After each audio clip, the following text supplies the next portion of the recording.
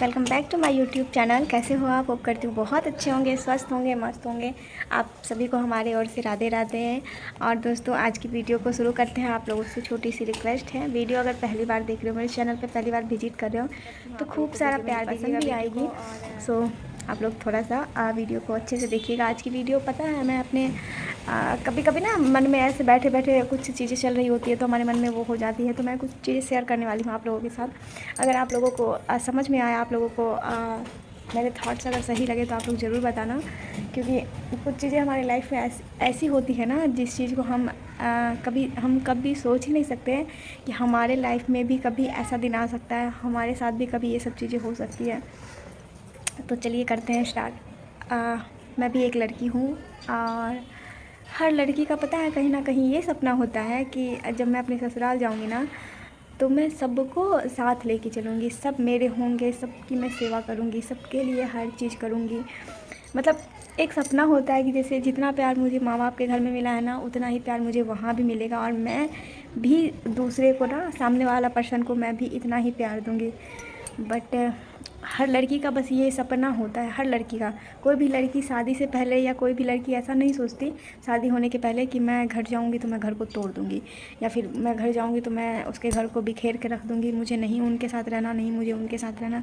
ऐसा कोई लड़की नहीं सोचती। बट जब शादी हो जाती है ना, तो जो व्यवहार सामने वाला इंसान आपके साथ करता है ना, फिर भी बहुत सारी लड़कियां ऐसी भी होती है कि कुछ लड़कियां ऐसी होती है जो स्टार्टिंग में सहनशील हो, मतलब कुछ लोगों में सहनशीलता होती है, कुछ लोगों में नहीं होता।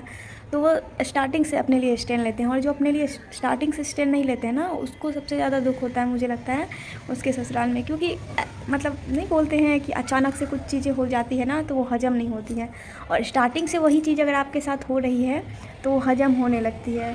तो वो स्टार्टिंग से हजम करने की कैपेसिटी हमारी हो जाती है, और जब आप अचानक से वो सब चीज़ें करो, अपने लिए स्टैंड लो, तो लोगों को वो चीज़ें बहुत खल जाती है कि अरे ऐसे हो गया, ये तो ऐसे हो गई। बट उन्हें अपना नहीं दिखता कि उन्होंने क्या किया है।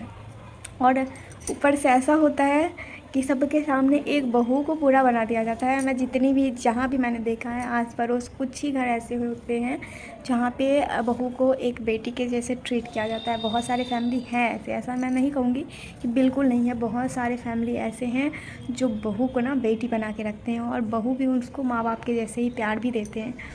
तो बहुत सारे लोगों का कहना यही होता है, ससुराल वालों का, कि जब से आई है घर बिखर गया, जब से आई है घर को तोड़ रही है, घर को तोड़ने का काम कर रही है। बट ऐसा रियल में नहीं होता है। कोई भी लड़की ये सोच के कभी नहीं ससुराल में आती है कि मैं जाते ही घर तोड़ दूँगी। अरे एक लड़की को जितना प्यार मिलता है ना, वो उतना प्यार देती भी है किसी को भी। चाहे आप छोटा सा कोई चिड़िया ले लो ना, चाहे आप कुत्ते को ले लो ना, आप कुत्ते को अगर बार बार रोटी खिलाओगे ना, तो वो भी आपको नहीं, आपके पीछे काटेगा, आपको काटेगा नहीं, आपके पीछे पीछे नहीं दौड़ेगा। उसको भी आपके प्यार की समझ हो जाती है कि अरे नहीं, ये आदमी ऐसा है, मुझे प्यार कर रहा है, तो वो भी आपसे प्यार करने लगता है। बट वहाँ की तो बात ही अलग हो जाती है। वहाँ तो मतलब मैं क्या ही बताऊँ, एक लड़की को लड़की नहीं समझा जाता है, एक इंसान को इंसान नहीं समझा जाता है कि वो भी इंसान है। मतलब जितने भी ब्लेम लगाने हो, जो भी ब्लेम लगाने हो, जो भी बोलना हो, इंसान खुलेआम बोल देता है कि मतलब थोड़ा हिचकिचाहट भी नहीं होती कि मैं क्या बोल रही हूँ, मुझे ये चीज़ें बोलनी चाहिए या नहीं बोलनी चाहिए। ऊपर से सबके पास जाके आपकी बदनामी, सबके पास जाके आपकी बदनामी। ऐसा होता है कि बहू तो रहती है, बहू तो सबके पास जाके बोल नहीं सकती है। बट सास तो सास होती है, वो तो हर जगह जाके बोलेगी कि अरे उसने ऐसा किया, उसने अपनी चीज़ें नहीं बतानी। जो सामने से होता है वो चीज़ें बतानी ज़रूरी है होती है उनको, पर अपनी चीज़ें उनको बताना ज़रूरी नहीं होता कि उन्होंने क्या किया जो उनको ऐसा मिला। बट अपनी चीज़ें बताते कहाँ हैं, वो अपनी चीज़ें दबा दबा के रखते हैं, दबा दबा के, ताकि लोगों में उनका इमेज नहीं ख़राब हो। और कुछ लोग, क्या ही बताऊँ मैं, अगर वो चीज़ें मैं बोलूँगी ना तो शायद सबको बुरा भी लगेगा, बट डिज़र्व भी करते हैं कुछ लोग, ऐसी चीज़ें डिज़र्व भी करते हैं। मुझे लगता था कि अरे कैसी लड़की है, सास ससुर के साथ ऐसा करती है। शादी से पहले मुझे लगता था अरे ये कितनी गंदी बहू है, सास ससुर के साथ ऐसे करती है, सास ससुर को ये नहीं करती, सास ससुर को वो नहीं करती। बट मुझे नहीं पता था कि कुछ सास ससुर ऐसे होते ही हैं, वो डिज़र्व भी वही करते हैं, तो उनको मिलता भी वही है। दोस्तों मैं क्या ही बताऊँ, मुझे ऐसा लगता है कि मतलब शादी के बाद इन सब चीज़ों से इंसान को बहुत जूझना पड़ता है। बहुत लड़ने के बाद जो आपको बहुत सफलतापूर्वक इंसान दिखता है ना, जो आपको सफल लगता है, बहुत चीज़ें झेल के वो आगे बढ़ते हैं। चाहे अपनी मम्मी को आप ले लो, आप उनसे अपनी कहानी सुनो, आप उनके टाइम की कहानी सुनो, वो भी आपको बहुत अच्छा से नॉलेज दे सकती है इन सब चीज़ों की। बट मेरे इस वीडियो के ज़रिए यही समझाना था कि इन सब चीज़ों को माइंड ही नहीं करना चाहिए। और यही मैं तो यही बोलूँगी, कोई भी लड़की जब ससुराल जाती है ना, तो अगर आपके साथ एक बार बुरा होता है ना, आप उसी टाइम स्टैंड लो अपने लिए। उस टाइम अगर आप अपने लिए स्टैंड लोगे ना, तो आप इतने बुरे नहीं बनोगे जितने आप 2 से तीसरे, चौथे, पाँचवें बार में स्टैंड लोगे।